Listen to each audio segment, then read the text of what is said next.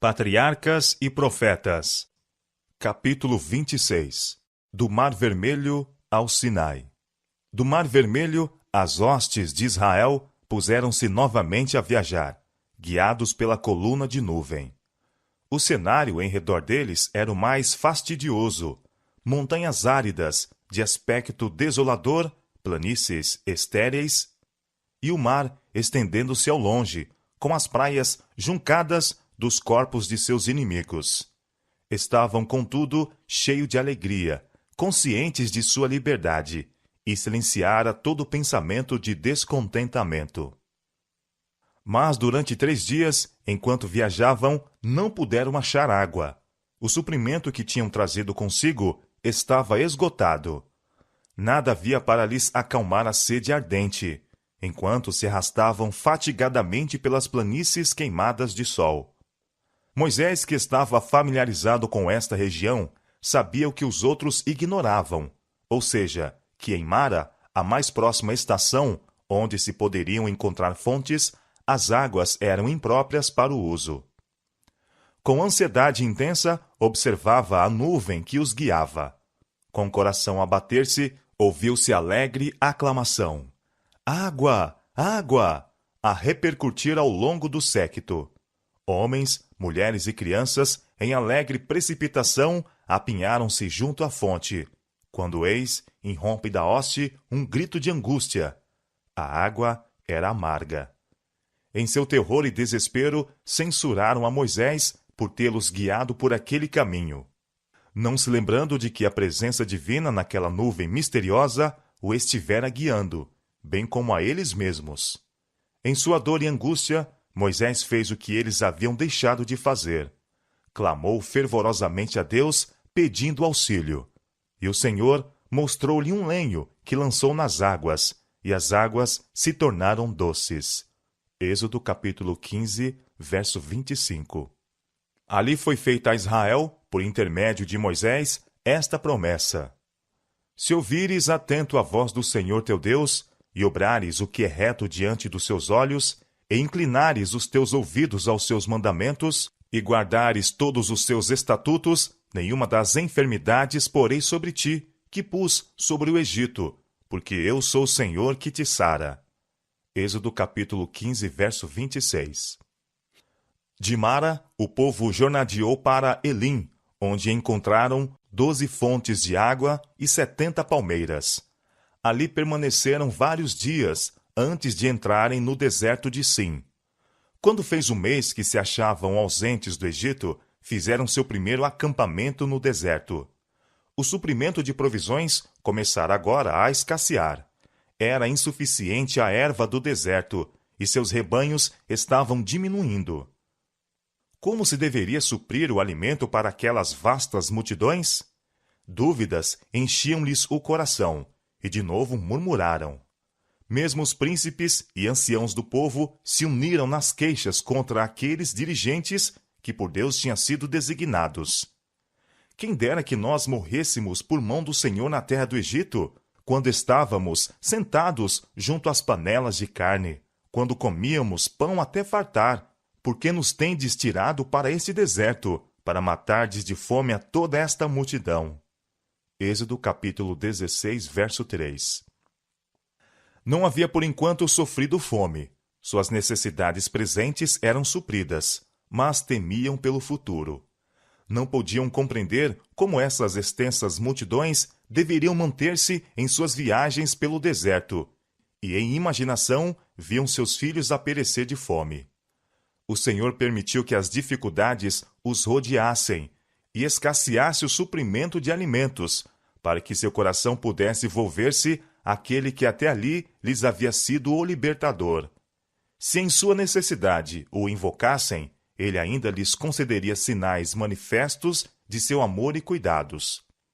Ele prometera que, se obedecessem aos seus mandamentos, nenhuma enfermidade lhes sobreviria, e era pecaminosa incredulidade de sua parte considerar antecipadamente que eles ou seus filhos poderiam morrer de fome. Deus prometera ser o seu Deus, tomá-los para si como um povo e guiá-los a uma terra vasta e boa. mas eles estavam prontos a desfalecer a cada obstáculo encontrado no caminho para aquela terra. De maneira maravilhosa, ele os tirara do cativeiro no Egito, para que os pudesse elevar e enobrecer, e fazer deles um louvor na terra. Mas era-lhes necessário encontrar dificuldades e suportar privações. Deus estava a tirá-los de um estado de degradação e a adaptá-los a ocuparem uma posição honrosa entre as nações e receberem importantes e sagrados encargos. Houvesse tido fé nele, em vista de tudo o que operara por eles, e teriam de bom ânimo suportado incômodos, privações e mesmo o verdadeiro sofrimento. Mas estavam indispostos a confiar no Senhor, a não ser que testemunhassem as contínuas provas de seu poder. Esqueceram-se de sua amarga servidão no Egito. Perderam de vista a bondade e poder de Deus manifestos em prol deles em seu livramento do cativeiro. Esqueceram-se de como seus filhos foram poupados quando o anjo destruidor matou todos os primogênitos do Egito. Olvidaram a grande mostra do poder divino no Mar Vermelho. Perderam de memória que, enquanto atravessaram sem perigo pelo caminho que lhes havia sido aberto, os exércitos de seus inimigos, tentando segui-los, foram submersos nas águas do mar. Viam e sentiam unicamente os seus incômodos e provações presentes, em vez de dizerem: Deus fez grandes coisas por nós. Conquanto tenhamos sido escravos, está a fazer de nós uma grande nação.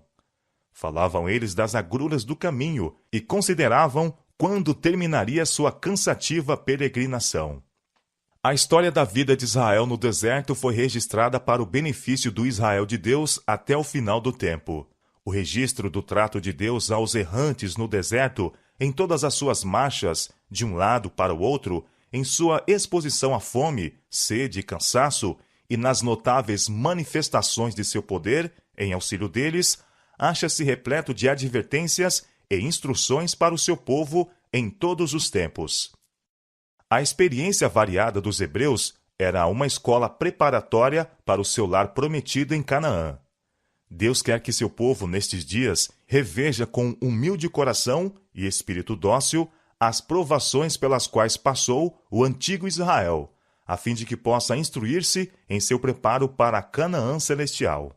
Muitos consideram os israelitas daquele tempo e admiram-se de sua incredulidade e murmuração, achando que, se tivessem estado em lugar deles, não teriam sido tão ingratos. Mas, quando sua fé é provada, mesmo com pequenas aflições, não manifestam maior fé ou paciência do que fez o antigo Israel. Quando levados a situações angustiosas, murmuram contra o meio que Deus escolheu para os purificar. Posto que sejam supridos suas necessidades presentes, muitos não estão dispostos a confiar em Deus para o futuro. E se acham em constante ansiedade, receosos de que a pobreza lhes sobrevenha e seus filhos venham a sofrer. Alguns estão sempre a ver antecipadamente o mal, ou a aumentar as dificuldades que realmente existem, de modo que seus olhos ficam cegos às muitas bênçãos que lhes reclamam gratidão. Os obstáculos que encontraram, em vez de os levar a buscar auxílio de Deus, a única fonte de força, separaram-nos dele, porque despertam inquietação e descontentamento. Fazemos bem em assim ser duvidosos? Por que deveríamos ser ingratos e desconfiados? Jesus é nosso amigo. Todo o céu se interessa em nosso bem-estar, e nossa ansiedade e temor entristecem ao Espírito Santo de Deus.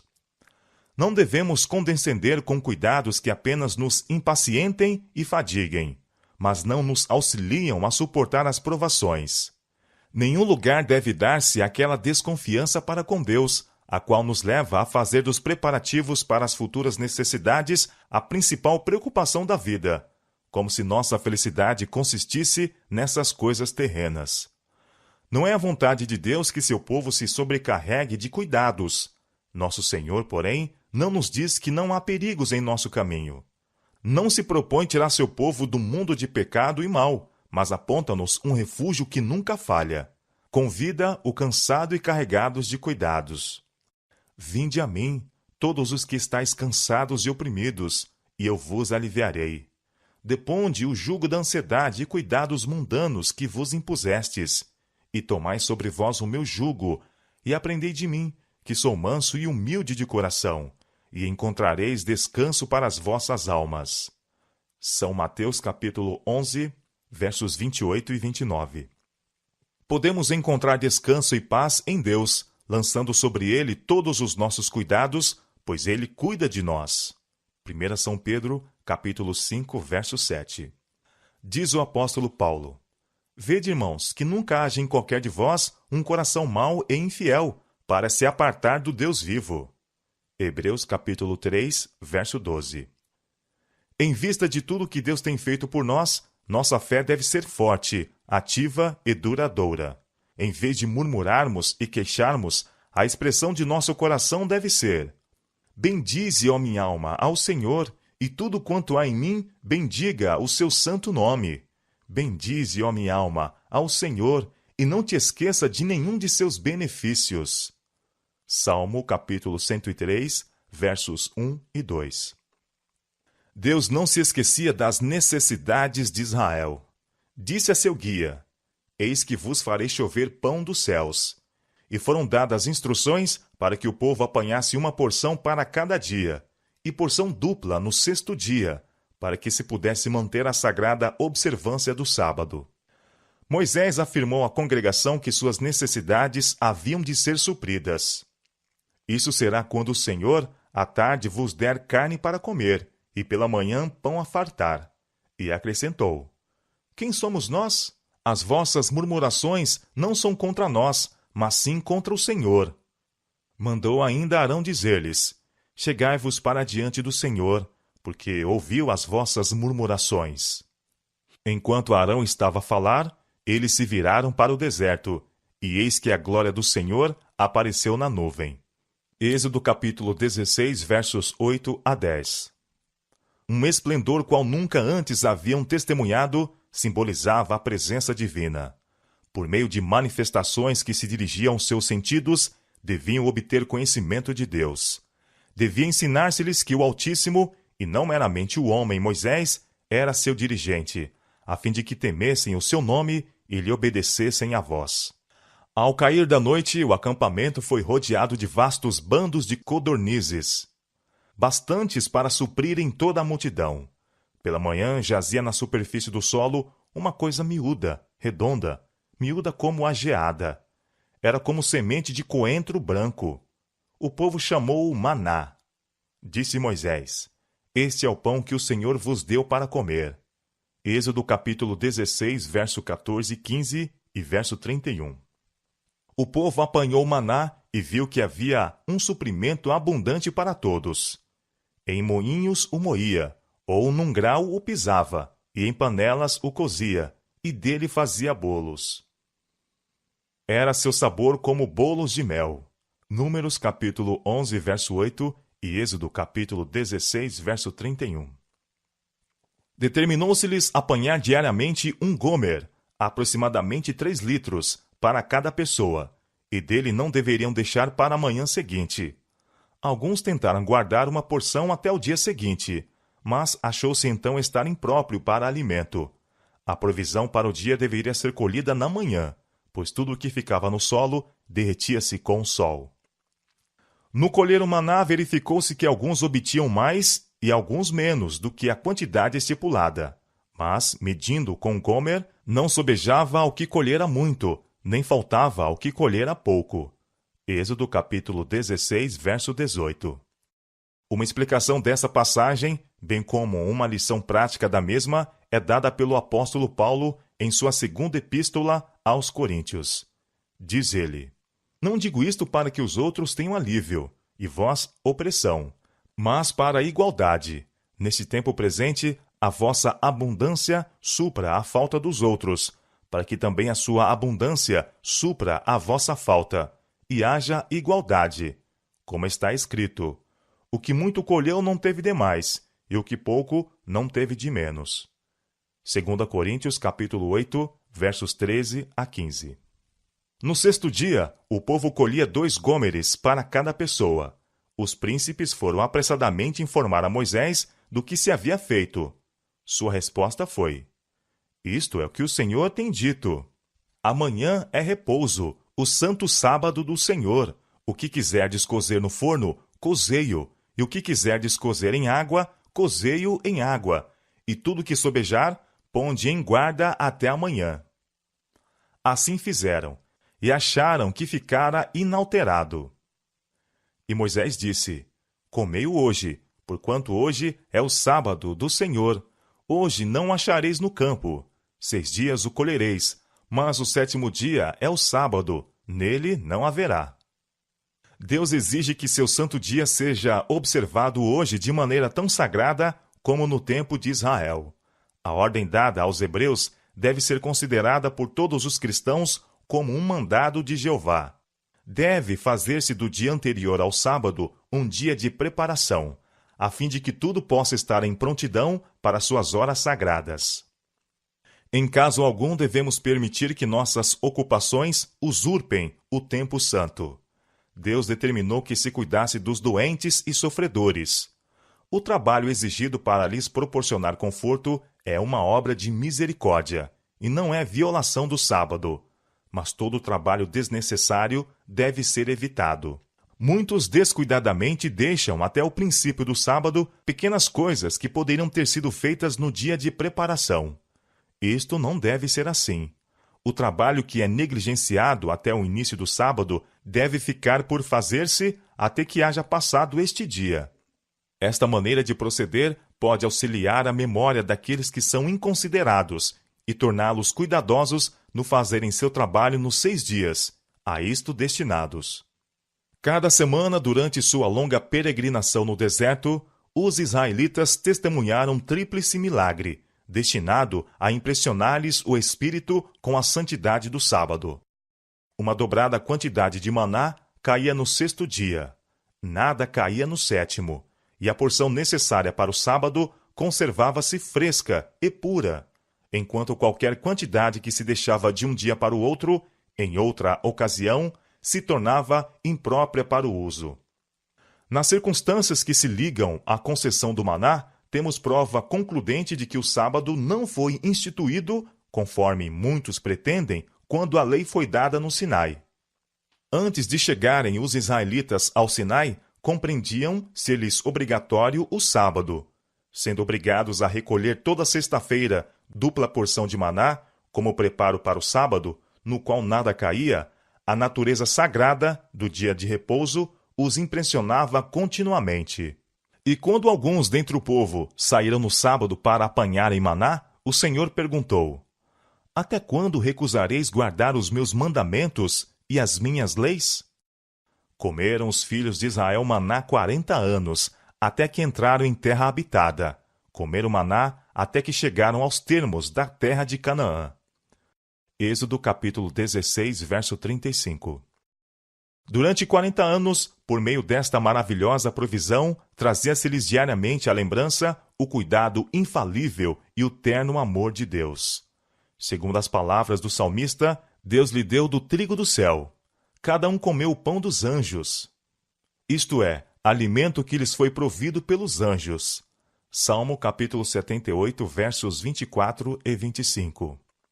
Sustentados pelo trigo do céu, diariamente se lhes ensinava que, tendo as promessas de Deus, estavam tão seguros contra a necessidade como se estivessem rodeados pelos campos ondulantes de trigo nas férteis planícies de Canaã.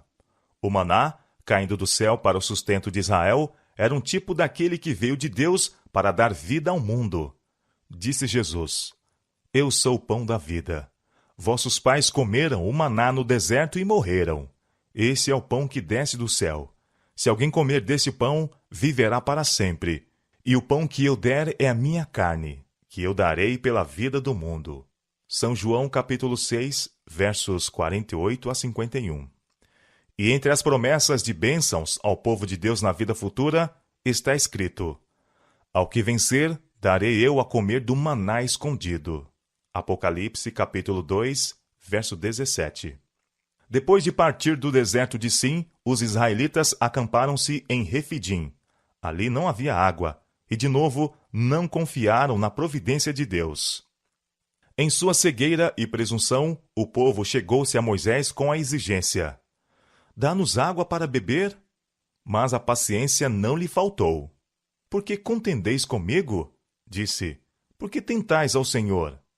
Eles clamaram com ira: por que nos fizeste subir do Egito para nos matares de sede a nós, e aos nossos filhos, e ao nosso gado? Êxodo capítulo 17, versos 1 a 7. Quando foram tão abundantemente supridos de alimento, lembraram-se com vergonha de sua incredulidade e murmuração, e prometeram para o futuro confiar no Senhor. Mas logo se esqueceram da promessa e fracassaram na primeira prova de fé. A coluna de nuvem que os guiava parecia velar um terrível mistério. E Moisés, quem era ele? Perguntavam. E qual poderia ser o seu objetivo ao tirá-los do Egito? A suspeita e a desconfiança lhes encheram o coração, e ousadamente o acusaram de tensionar matá-los, a eles e seus filhos, pelas privações e agruras, a fim de que pudesse enriquecer-se com seus bens. No tumulto da raiva e indignação, estavam prestes a apedrejá-lo. Com angústia clamou Moisés ao Senhor: que farei a este povo? Foi-lhe determinado tomar os anciãos de Israel e a vara com que operara prodígio no Egito, e ir perante o povo.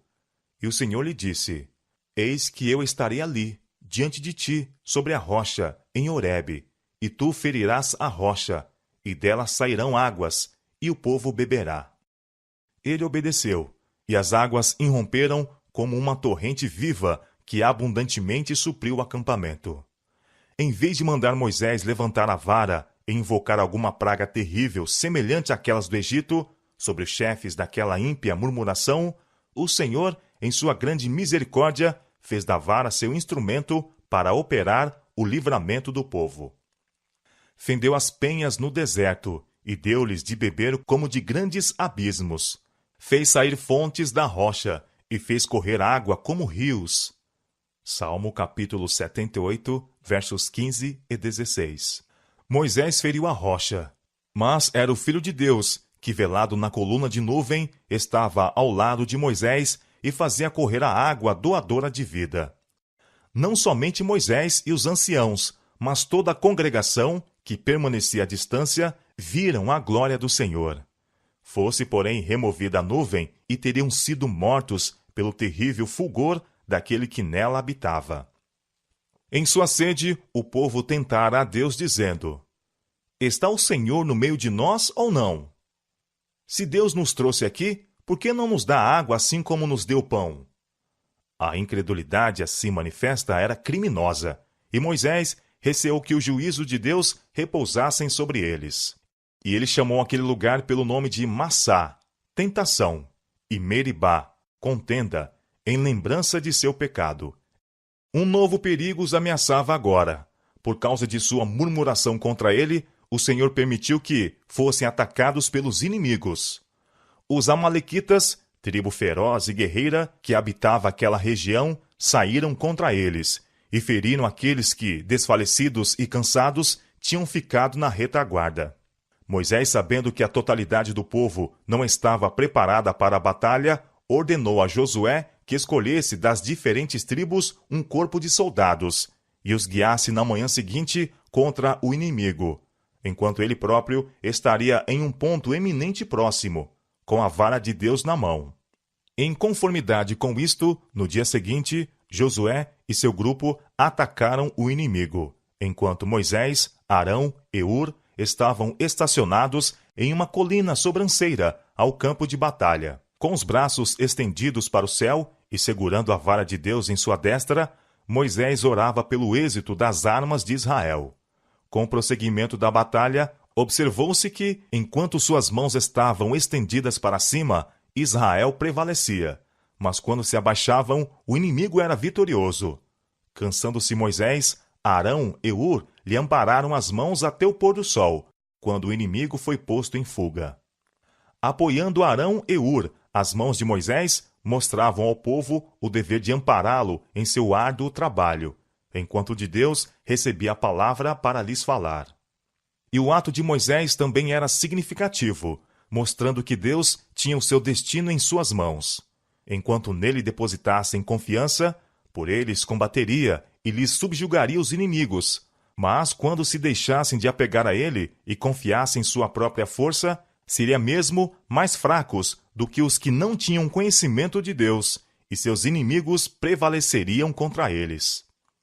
Assim como os hebreus triunfaram quando Moisés estendia as mãos para o céu e intercedia em favor deles, assim o Israel de Deus prevalece, quando pela fé lança a mão da força de seu poderoso auxiliador. Todavia, a força divina deve ser combinada com o esforço humano. Moisés não acreditava que Deus vencesse os adversários dele enquanto Israel permanecesse inativo. Enquanto o grande chefe pleiteava com o Senhor, Josué e os seus bravos seguidores estavam envidando os maiores esforços para repelir os inimigos de Israel e de Deus. Depois da derrota dos amalequitas, Deus determinou a Moisés: escreve isto para a memória num livro e relata-o aos filhos de Josué, que eu totalmente hei de riscar a memória de Amaleque de debaixo dos céus. Êxodo capítulo 17, verso 14. Precisamente antes de sua morte, o grande chefe confiou a seu povo esta solene incumbência: lembra-te do que te fez Amaleque no caminho, quando saíeis do Egito, quando te saiu ao encontro no caminho, e te derrubou na retaguarda todos os fracos que iam após ti, estando tu cansado e afatigado. E não temeu a Deus. Apagarás a memória de Amaleque de debaixo dos céus. Não te esqueças. Deuteronômio capítulo 25, versos 17 a 19. Com referência a este povo ímpio, o Senhor declarou: a mão de Amaleque está contra o trono de Jeová. Êxodo capítulo 17, verso 16. Os amalequitas não desconheciam o caráter de Deus, nem sua soberania, mas, em vez de o temerem, puseram-se a desafiar o seu poder. Os prodígios operados por Moisés diante dos egípcios foram assunto de zombaria para o povo de Amaleque, e os temores das nações circunvizinhas eram ridicularizados. Fizeram juramento pelos seus deuses de que destruiriam os hebreus, de modo que nenhum escapasse, e vangloriaram-se de que o Deus de Israel seria impotente para lhes resistir. Não haviam sido ofendidos ou ameaçados pelos israelitas. Seu assalto não foi motivado por nenhuma provocação. Foi para manifestar seu ódio e desconfiança para com Deus que procuraram destruir seu povo. Os amalequitas havia muito que eram grandes pecadores, e seus crimes clamavam vingança a Deus. Contudo, a misericórdia divina ainda o chamava ao arrependimento. Quando, porém, os homens de Amaleque caíram sobre as cansadas e indefesas fileiras de Israel, selaram a sorte de sua nação. Os cuidados de Deus estão sobre os mais fracos de seus filhos. Ato algum de crueldade ou opressão para com eles deixa de ser notado pelo céu. Sobre todos aqueles que o amam e temem, sua mão se estende como um escudo. Cuidem os homens que não firam aquela mão, pois que ela maneja a espada da justiça. Não longe do lugar em que agora se achavam acampados os israelitas, estava a casa de Jetro, sogro de Moisés. Jetro ouvira falar do livramento dos hebreus, e agora parte para visitá-los e restituir a Moisés a esposa e os 2 filhos. O grande chefe foi informado pelos mensageiros a respeito de sua aproximação, e com alegria saiu para os encontrar. E terminados os primeiros cumprimentos, conduziu-os à sua tenda. Fizera voltar sua família, quando estava a caminho dos perigos que encontraria ao retirar Israel do Egito. Mas agora poderia de novo gozar do consolo e conforto de sua companhia. A Jetro contou ainda o trato maravilhoso de Deus para com Israel, e o patriarca regozijou-se e bendisse o Senhor, e juntamente com Moisés e os anciãos, uniu-se a oferecer sacrifícios e realizar uma festa solene em comemoração da misericórdia de Deus. Estando Jetro no acampamento, logo viu quão pesados eram os encargos que repousavam sobre Moisés. Manter a ordem e a disciplina naquela multidão vasta, ignorante e indisciplinada, era na verdade uma tremenda tarefa. Moisés era o seu reconhecido chefe e magistrado, e não somente lhe eram referidos os interesses e deveres gerais do povo, mas também as controvérsias que surgiam entre eles. Permitira isto, pois que lhe dava a oportunidade de instruí-los, conforme disse, e lhes declare os estatutos de Deus e as suas leis. Mas Jétro protestou a isto, dizendo: este negócio é muito difícil para ti. Tu só não podes fazer, totalmente desfalecerás. E aconselhou a Moisés indicar pessoas idôneas, como maiorais de milhares, e outras como maiorais de 100, e outras de 10. Deviam ser homens capazes, tementes a Deus, homens de verdade, que aborreçam a avareza. Êxodo capítulo 18, versos 13 a 26. Estes deviam julgar em todas as questões de menor importância, enquanto os casos mais difíceis e relevantes ainda seriam levados perante Moisés, o qual, disse Jétro, devia ser pelo povo diante de Deus, e levar causas a Deus, e declarar-lhes os estatutos e as leis, e fazer-lhes saber o caminho em que deviam andar, e a obra que deviam fazer.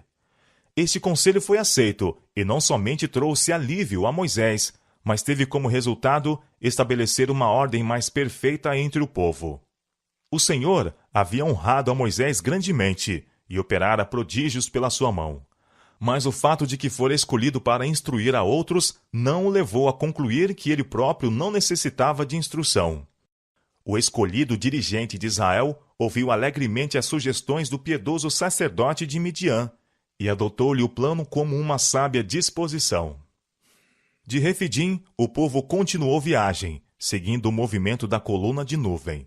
Sua rota seguia através de áridas planícies, íngremes encostas e desfiladeiros rochosos. Frequentemente, quando atravessavam as incultas regiões arenosas, viam diante de si montanhas escabrosas, semelhantes a gigantescos baluartes, amontoados diretamente através de seu percurso, e parecendo vedar de todo o prosseguimento. Mas, aproximando-se eles, apareciam aqui e acolá aberturas na muralha montanhosa, e para além, outra planície abria-se-lhes à vista. Através de uma dessas profundas e pedregosas passagens, eram então conduzidos. Era uma cena grandiosa e impressionante. Entre as escarpas rochosas que se erguiam a centenas de metros de cada lado, fluíam qual maré viva, até onde podiam atingir a vista as hostes de Israel com seus rebanhos e gado.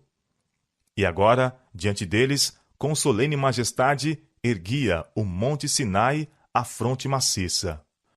A coluna de nuvem repousou em seu cume, e o povo, embaixo, espalhou suas tendas pela planície. Ali seria sua morada durante quase 1 ano.